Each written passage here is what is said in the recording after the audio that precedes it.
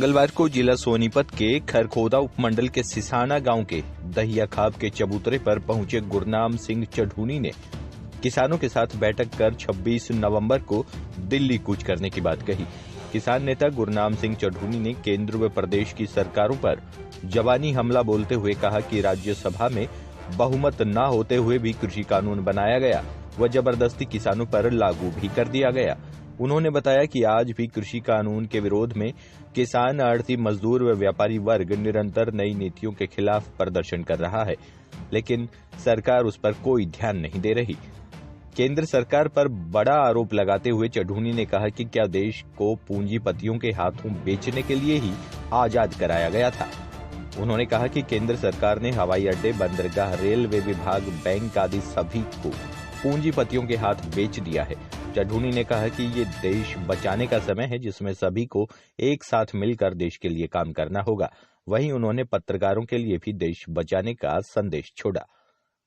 खरखोदा से न्यूज़ 1 हरियाणा के लिए परमजीत सिंह की रिपोर्ट। बनाए जाते हैं कानून कारपोरेट के लिए नहीं बनाए जाते। व्यापारी, किसान, आड़ती, व्यापारी और मजदूर सब आंदोलन कर रहे हैं। सब आंदोलन करने के बावजूद जबरदस्ती जो है वो कानून इन्होंने बना दिया, कानून का रूप उनको दे दिया। राज्यसभा में बहुमत भी नहीं था, फिर भी इतनी जल्दबाजी मेरे को समझ नहीं आती कि क्यों आखिर ये अपने जो इनके पूंजीपति मित्र हैं उन पूंजीपति मित्रों के लिए देश को बेच रहे हैं। यहाँ पे इन्होंने हवाई अड्डे बेच दिए, इन्होंने ट्रेनें बेच दी, सड़कें बेच दी, इन्होंने बंदरगाहें बेच दी, इन्होंने बैंक बेच दिए, कंपनियां बेच दी, जमीन सेल पे लगा दी है। अगर बनेगा क्या इस देश का? उनके लिए देश को आजाद कराया था क्या?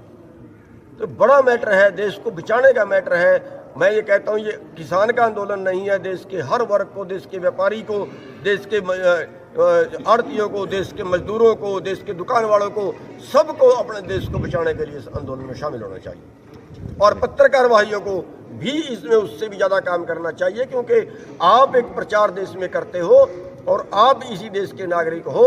इसलिए मेरी बेनती है कि पत्रकार भाई इसमें और ज़्यादा अच्छी तरह भूमिका निभाएं।